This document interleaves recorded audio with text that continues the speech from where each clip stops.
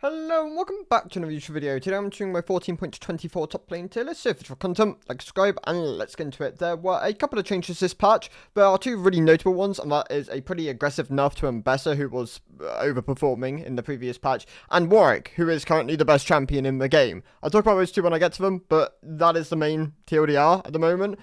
This patch is going to be a very long one as well. Expect probably a hotfix. I think Warwick will probably get hotfixed, nerfed, combined with maybe some other changes in it, and then probably a B patch we're going to see. But yeah, let's get into the tier list. So the D tier is going to consist of the same champions. We have Rengar, who still actually isn't on the tier list anymore because no one plays him. This champion did support a player base for a brief period of time when he had the buffs to his ultimate, which were nice, relatively placebo, didn't impact him a huge amount. For people who were already picking him, continue to pick him, find better results. The people who weren't picking him aren't suddenly going to pick him up. He still underperforms. The other champions of the D tier are Smolder, who is gradually losing his player base in top lane now. He'd been supported here. Well, I mean, I say supported. He had maintained his player base here for a while, enough that that he could be like played into like specific matchups. You primarily saw him into like the Cassante matchup and other tank matchups, but after the changes he received more recently, he's just not really performing that well in solo lanes anymore. They tagged his wave clear and amped up his gold scaling, nerfed down his level scaling a bit, helped him in the bot lane, which is where Riot want to support him going forward. In the top lane though, he's just not something I'd really recommend picking anymore. In Yasuo's case, he is a conditional anti-ranged option in the top lane. You can flex him from mid to top. You're not really playing him in other kind of situations. If you're comfortable playing Yasuo, you can make him work here. If you're not comfortable on Yasuo, you're not going to start blinding him or really utilizing him as a counter pick. He's just not really worth picking up. The champion really does require a lot of games and mastery to find success on. Rumble got buffed this patch. It was a decent buff. It was towards his Q and his W shield AP ratio, so it's going to be primarily towards the mid game, and it helps him obviously later on when he has some AP. He's not like a full glass cannon champion though, so it's not going to have the same result as like buffing like Ryze's AP ratios, for example, where Ryze picks up a lot of AP. Rumble tends to be a bit more bruiser orientated. You're picking up things like Riftmaker traditionally, your Protobouts, your Leandry, stuff like that on Rumble, and yeah, it's going to do something, not enough to really push him up the D tier though. He's still an elite skewed pick, not something I'm going to really ever recommend for mid to low elo in his current state. The final pick here is Jace. Funny that his win rate has once again heavily gone down because of Arcane. This happened the year before that, when Arcane, the first season came out. Jace's win rate deflated by like 4 or 5%, and it's practically done the same thing again. He's sat at like 46% win rate. This shows just how high Jace's mastery is. I do think Jace is one of the hardest top laners in the game to play at the moment. I also don't think he's in a particularly good spot in his current state. He struggles into a lot of the matchups. He doesn't scale quite as aggressively as he has done in the past. His rune options aren't as albeit it still has different options like your phase rushes, your electrocutes, your conquerors, your first strikes.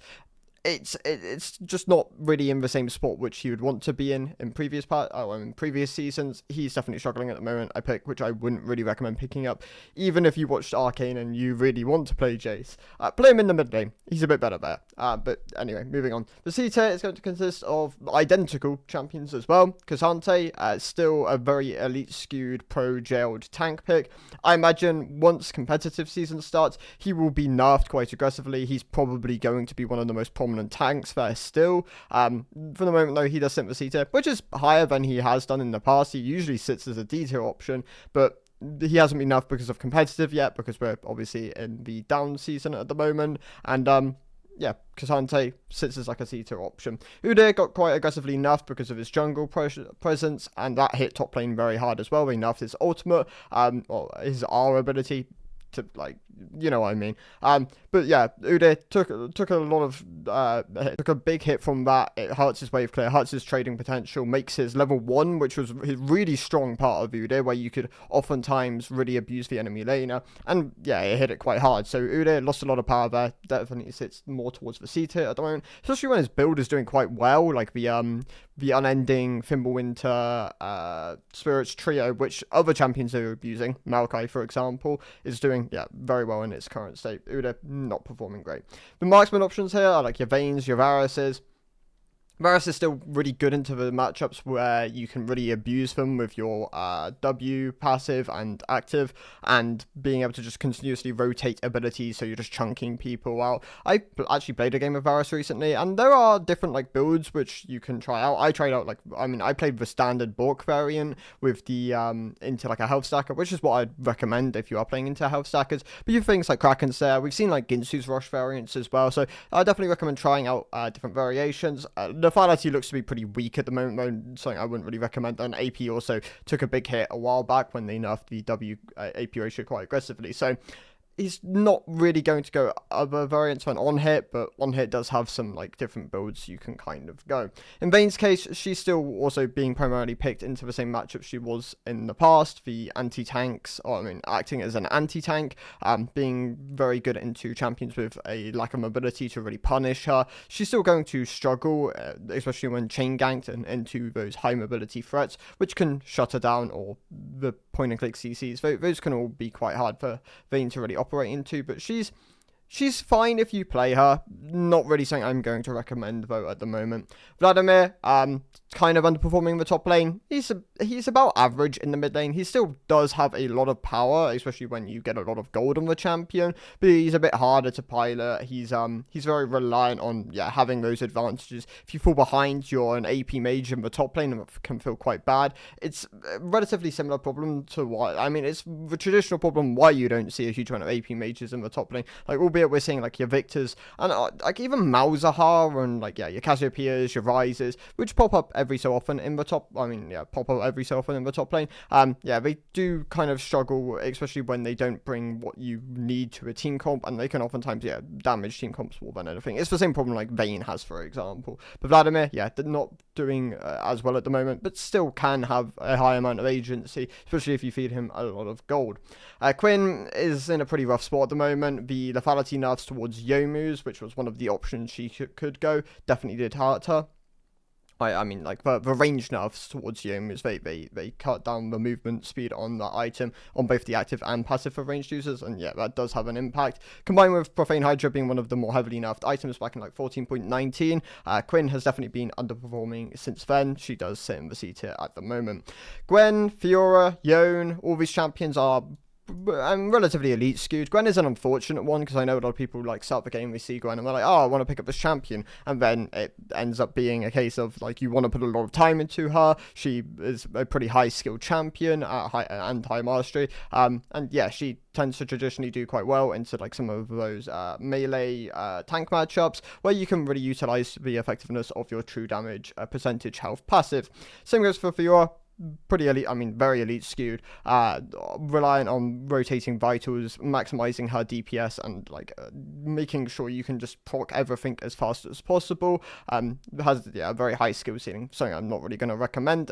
Even into tank matchups, she is good into those, that's if you want to learn Fiora is where you should pick her, but it can be deceptive to just first time or even 10th time Fiora into these matchups, especially if you just don't have the games or the mastery on her. You can oftentimes just find them outscaling you don't know how to play the map as well, and that can definitely be quite punishing. So I do have her in the C tier at the moment. In Yone's case, it's relatively similar to the other two. You traditionally want to pick him into some of those tank matchups where you can utilize items like Bork, for example, and chunk them out, trade with them more effectively, and then just be a real nuisance on side lanes, or look for those flank angles and team fights. That's traditionally how you're going to play Yone on the map, but still a very high mastery, high skill champion. Moving on to the B, actually, and Ambessa. So I'm going to drop Ambessa all the way down to the C tier. I think she's probably actually a B tier champion, but because of the scope of the nerf and the direction of what the nerf was towards her W, I think it does hurt disproportionately more lower elo than higher elo. Whereas if they just stripped baseline damage off of her, it would be more disproportionately towards high elo. This is her her defensive spell, which they took a lot of power from, her W, which just means she has less room for margin, or less room for error, and that can really hurt her, especially in those lower ranks. So I'm not going to recommend playing Ambessa at the moment, I mean, unless you're willing to put a lot of time into Ambessa, then in which case you should. The champion's still probably going to be in a good spot, especially if you, have the mastery on her. But if you're not going to put the time into her, she's not a pick I'd recommend playing. You want to put the games in, especially like she's going to be on the same kind of level as like Yones, Fiora's, Gwen's, as like how much time you need to put in to this champion to really get good results out of her. And if she's broken, then she'll obviously climb, but if she's not unbalanced, which she's probably gonna be close to, we'll end up seeing, but yeah, she's gonna be in the C tier for the moment. The B tier then is going to be Swain, who, Swain is gonna lead us off. He got nerfed this patch. He's still relatively present within the top lane. It's going to probably long term be one of his weaker roles compared to like mid and bot lane, which do perform quite a bit better at the moment. Bot lane Swain looks to still probably be on the overpowered side, or at least still very strong even with the nerfs. Mid looks to be a bit more in line. Support looks to be weak, and I think top lane Swain long term is probably going to be slightly weaker as well. But yeah, going to be in the B tier for the moment. He does remain here from last patch. Victor, and I was going to have Malzahar here because for some reason Malzahar still supports a player base in the top lane, which is kind of surprising. I'm honestly kind of confused by how that champion has like maintained some of the player up here. But Victor obviously got his VGU this patch. It has bumped up his play rate, and Victor top has always been something which can function. I think it's definitely a champion where if you're like, I like Victor, I want to play this champion, and you're not so bothered by climbing, you can play him in the top lane if that's especially where you're more comfortable playing. But yeah, the runes, because I've actually done a decent amount of research into Victor, looks to be things like your Summonary, your Mana Flow, your Transcendence, your Scorch, and then something like a Shield Bash, Bone Plating into specific matchups, or different variations of secondary runes. It really depends on what you want and what you need within the game. The build looks to be like a Blackfire Liandry's pairing, especially into like high health targets, into traditional squishier or like even distribution comps. You can run things like Shadow Flame secondary or Lich Bane secondary, and they can still net you results. So Victor, if you want to put the games into him at the moment because you like his ASU VGO, I don't know what they're calling it, but you can, and he can still find success within the top lane. Olaf is good into specific matchups, the tank ones traditionally, and like things like Argot, for example, where you really mitigate a lot of the enemy champions kit. Outside of that, not really a pick I'm going to recommend at the moment. He's actually pretty unpopular in his current state, which is unfortunate because Olaf was doing a bit better for a while, especially after they reworked him to try, well, I say reworked, adjusted him to try and like make him better for the average player and not so much of a pro staple, which is obviously what he was when he was a jungler, but could probably do with a bit of love. At the moment though, he's going to stay within the B tier. Pantheon, very reliant on an early laning phase. If you can snowball and get advantages early on to the game, he can be a really oppressive pick. If you're going even or you're behind in lane, this champion feels useless, so you really have to be pushing the limits with this pick, and if you're just not comfortable doing that, I wouldn't recommend playing him. If you are, then yeah, you can definitely find success with this kind of a pick. Camille is going to also be within my B tier, next to like your Ravens, your GPs, like these are like your high mastery, slight tier above picks at the moment. Camille obviously is great lockdown, great 2v1 or 2v2s, especially if you just like play around with ultimate. She can be quite a valuable champion to your draft. Riven is just a pick I'm not gonna, honestly, Riven could probably be in the C tier now with the nerfs. She is a pick which relies on a lot of mastery, like your Fioras and your Gwens and your Camilles, for example. But the nerf this patch does hurt her durability.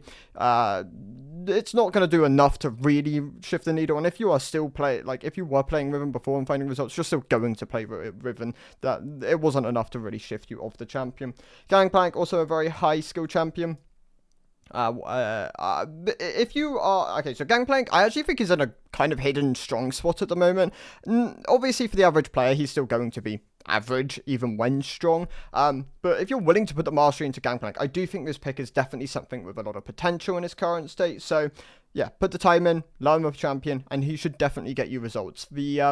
The build at the moment looks to still be like your Trinity variants, but there are some more varieties of like items which you can build after like your core item of Trinity. Gangplank, yeah, doing a bit better at the moment, gonna be within my B tier. Jax is actually on the decline still. He had his ult nerfed more recently, and that did do a heavy amount of moving towards his power. He's still going to be really strong into into matchups which are denied by Counter-Strike. Counter-Strike is a very oppressive ability, but he's definitely doing a bit worse at the moment in his current state.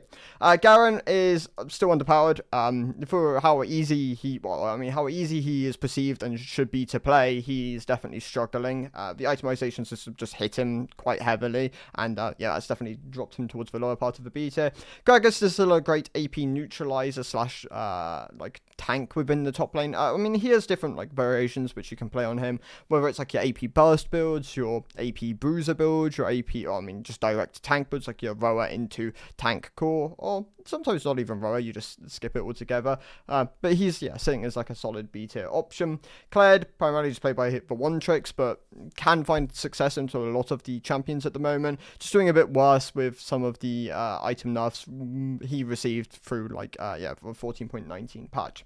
Tryndamere is still in a very interesting. I say interesting. He's in an unhealthy spot more than anything at the moment, where you are either sitting back, you're just farming the wave, you're just playing around Ravenous sustain, Fleet sustain, Grasp sustain, whatever you're kind of running on the champion, and just using him as a way of splitting on sides, and that can be a way of just succeeding and having success with his champion. Obviously, if you want to play him more aggressively, you can still do that as well in his current state. It's going to be more matchup dependent on what style of Tryndamere you want to play, but the pick at the end of the day is just going to be very stat checky. If you're comfortable utilizing that, how stat checky he is to his full extent, he can net you results and he can definitely be a valuable pick. I'm just not really sold on Tryndamere in his current state, though. I just think he's unhealthy for the game. So if you can find results on him, definitely a pick I'd recommend playing. If you can't, then he's not necessary to have within your arsenal at the moment. Akali is doing a bit better in the top lane. Obviously we've seen some variations with Surti playing Deadman's Akali, obviously Xpetu, and I believe Cat Evolved has spoken about this in the past, and it's definitely something worth checking out because tank Akali builds traditionally are more low elo skewed. So if you are an Akali enthusiast and you want to play some of these tankier builds, then that's definitely an option there for you at the moment. Obviously, Burst Akali still doing, Assassin Akali still doing very well at the moment. I do think she's a very solid B tier pick. So if you're comfortable playing Akali, definitely good option here. Kennen is an incredibly good high elo pick at the moment. I don't think I can quite emphasize just how good Kennen is in his current state for people who utilize the full power of his harass in laning phase combined with his team fighting ultimate and just spacing effectively. That is the main thing with Kennen. If you are spacing well and you are maximizing your DPS, he is an incredibly valuable pick at the moment. Most champions really struggle to do anything about Kennen, especially with just how much movement speed he has on the E, which can give him a lot of safety. So Kennen, definitely a pick I'd recommend trying out. If you're comfortable on Kennen, you can find results. He's definitely one of the higher cap champions at the moment. If you're not able to succeed on Kennen, though, he's not necessary, especially in low and mid elo, but he's definitely someone who I'd recommend learning, especially the higher up you go. Kind of akin to Gnar. Gnar is a relatively similar champion to Kennen, but AD and more built around mega and rotating between the two forms and utilizing them both effectively.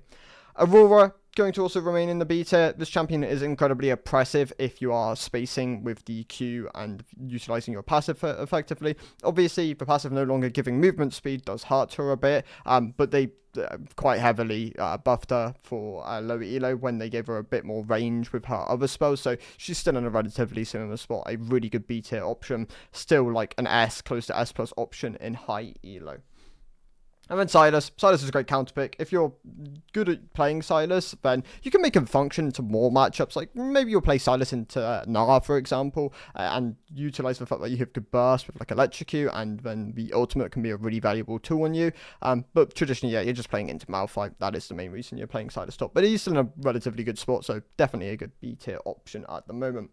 Moving on to the A tier then, we have Renekton, who is fine. He's a good champion, has good lockdown, is pretty good mid game primarily. The 6 to 13 mark is where you really do shine on this champion, utilizing the power of either like a Q into W max or a Q into E max, or alternating points between the two. It really comes down to which skills you really value within that game. This pick really does spike quite aggressively on like Eclipse or on like a 2-item core. And yeah, I'd say he's a really solid A tier pick at the moment. Great for like grub fighting and objective control. Can act as like a good body, especially if you're not able to find the snowball you want within the game. Alawi is obviously very low elo skewed, great into tanks. That is primarily where I'd recommend playing her. If you can't consistently land E on this champion though, she loses a lot of her value, but can still be quite impactful on sides with like the ultimate, for example. Set is going to remain in the A tier. He's probably one of the lowest A tier options at the moment. I think Set in the pre 14.19 patch, where before they nerfed all the items, was doing a lot better. And I would have said he was like a solid, very high A tier pick or an S tier pick even. The nerfs to the items, like your Stride Breaker got hit one of the hardest, really did hurt him quite a bit. And I do think he definitely sinks towards the bottom of the A tier. He's very telegraphed on how he wants to play. And if you don't give him the advantage within lane, kind of akin to something like a Volibear, for example, he will really struggle later on. Volibear, however, has a bit better of a time with like being able to tower dive more effectively with the ultimate.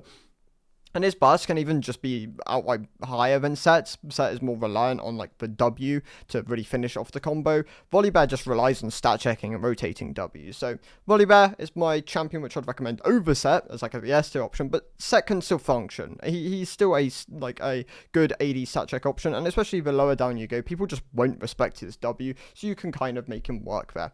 Aurelia is a weird one. She's in a really good spot at the moment. She's not quite, I mean, she's still very high mastery. Like, the champion has a very high skill cap. Does that probably mean she should be more of a B tier pick? You could probably argue that. But if you put the time into her, she's probably one of the best options you can have accessible to you at the moment, in terms of her mobility, her damage, her sidelining potential. The buff to her passive makes her able to siege now, like, whereas before she was a champion compared to some of the other boosters which struggled sieging. She's definitely got more of that going for her now. So she's in a good spot. The debuffs more recently to her have definitely helped her. I'd say she sits as like a low A tier option, but unlike Set, has definitely so much more to give than like Set's more one-dimensional playstyle, if anything. Wukong, very solid top laner, great into AD matchups. His 1-item, 2-item power spikes and his mid to late game can be very valuable. He can struggle earlier on, especially into like champions which can kind of ignore his passive for the most part. Maybe they're like hybrids or AP. That can definitely be where Wukong struggles the most. Poppy got buffed this patch for top lane. For support, it looks neutral, basically. Like, the changes she received were meant to nerf support. They were meant to nerf her ability to level 1 or level 2 just go in and like do like a lot of burst damage. That was what they were aiming for. Instead, it's just ended up being relatively neutral. The thing with the changes though is that you're going to have some of the early game power of this champion siphoned out. You do now value things like Cinder Sky a bit more though. Definitely an item I'm going to recommend picking up on Poppy, especially after the changes. So definitely in the matchups where she can really shut down the enemy champion, she is a must go to, and definitely a pick I'd really recommend learning in her current state. Darius probably sits towards the low end of the A tier, close to B tier. This pick, albeit, is better now because some of the changes to like the meta within the top lane have helped him. Range champions just being less prevalent has also really benefited him. They are not doing as well at the moment, and Darius really struggles into range for the most part unless he can like consistently land like stack up 5 stacks in like a period of time, and that is where he's going to be a bit weaker. Trinity Force Darius also looking quite good at the moment, definitely benefits from range matchups as well, where you are able to utilize the power of that item and you don't need a cripple on Stride Breaker. He sits as more like a lower A tier option, still going to be elite skewed, obviously being more built towards his laning and his level 1 through like 9 strength primarily, but he can still be quite, I mean, he's still a very strong option, like no matter what the period of time is within the game, and if you just let him free stack on you, then he's still going to do a lot of damage. So still got power there, just not like a high A tier option, more of a lower A tier option in his current state. Aatrox got nerfed more recently, but he still has the Shogun Voltaic Cyclosaur build, and that does still look really good, and it's still going to be something I really recommend trying on him. Obviously, he's going to be better into tank matchups where you are able to, where they can't really burst you down, and you're more consistently going to be able to sustain through the fights, and yeah, that can be a really valuable place to play Aatrox. Mundo, for example, who's going to be more popular in low elo, Aatrox is a great champion into him. So that is where I would really recommend playing him, but he can still function into a plethora of matchups within the top lane. Kayle got buffed more recently. They have kind of enabled her to once again function within low elo. She's still a pretty bad high elo pick. She's just something I'm just not really going to recommend there. But in low elo, where the games consistently go longer, she is definitely doing a bit better. She sits as like a mid A tier pick now. High midding, and honestly, I'm going to put things like Singed, for example, here, where they're a bit unorthodox playstyles. They can still very much thrive, especially if you put the time into learning these champions. High midding wave clear, his burst potential can all be very oppressive and like pretty things which people don't really understand how to play against. In Singe's case, it's proxying, how you manipulate the wave to your advantage, and then utilizing the DPS output of Poison Trail during team fights is really where the skill comes in on this champion. Other picks within the A tier are things like Ornn, who is arguably one of the weaker tanks at the moment, especially within low elo, where you do want a tank with a bit more agency. Ornn is just something I'm not really going to recommend as much as a go-to, but he's still very good as a team-wide item amplifier, especially if you, with the games consistently going longer, you can more consistently dish out items, and if you have someone you can really play around, then Ornn can still be a very good pick. Trundle, Yorick, Nasus all stay relatively similar to each other in terms of where I place them. These picks are all still very good split pushers, very good stat checky options. Yorick received a slight adjustment to his Gauss's patch, but I don't believe it did a huge amount. I could be wrong on that though. I'm actually going to check, because Yorick has consistently held a good win rate, especially within low elo, because people just don't understand how to play against Maiden, and Yorick really benefits from bad macro. And the same goes for Trundle and Nasus for the most part. Nasus is the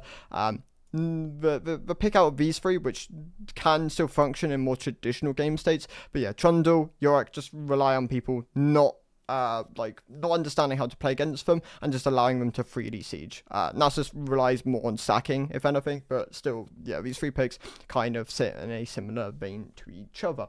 Cassiopeia, Ryze, Teemo, I like my ranged AP options within the top lane. I think Ryze and Cassiopeia, especially into short range matchups, are very oppressive and can be great options to add to like your champion pool. Just one of them. You don't really need both unless you are very comfortable playing that style of champion. Teemo primarily into auto attackers, and his scaling is still very oppressive with the shrooms and like the amount of control he has. So Teemo is a champion I would really recommend learning at the moment, and his builds are like very solid. So Teemo, great A tier pick.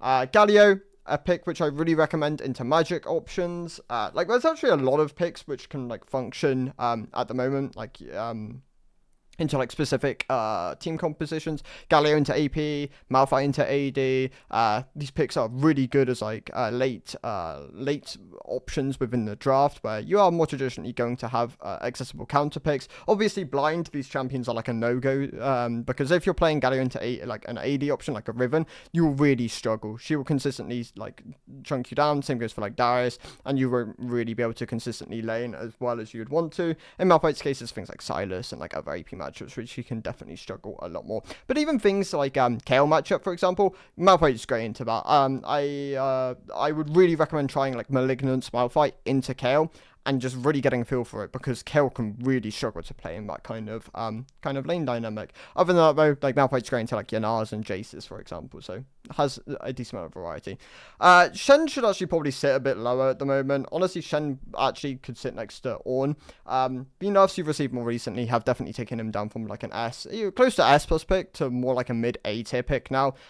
He's more of a counter pick, great into like champions where you can really utilize the full extent of W, and and goodness champions which don't have the greatest accessibility to siege, whether they're like not as safe on side lanes or the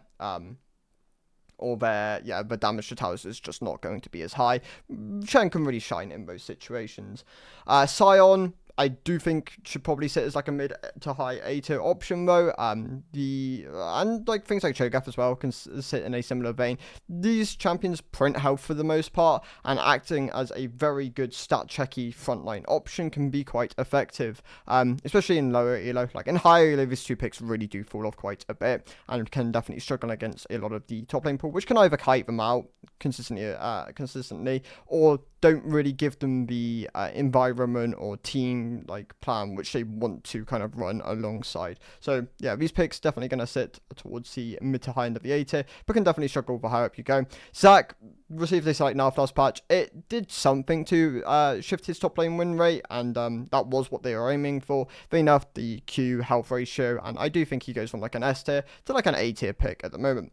So the S tier options, Maokai is getting the bump up from the A tier to the S tier. I've been playing a lot of Maokai at the moment. He is probably my go-to top laner, and this champion is great. Like the Unending Despair Fimbulwinter Spirits build is so good. It allows him to sustain and be in a fight for so long. His damage isn't as high as some of the other tank options, so that is something you have to be aware of.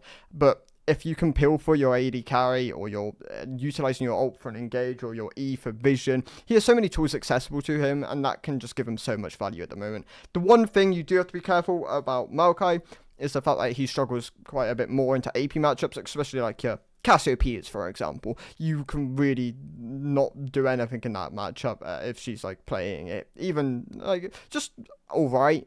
She can just kite you out, and that can be really painful, especially when magic itemization is just not something you're not going to be able to consistently opt into as early on.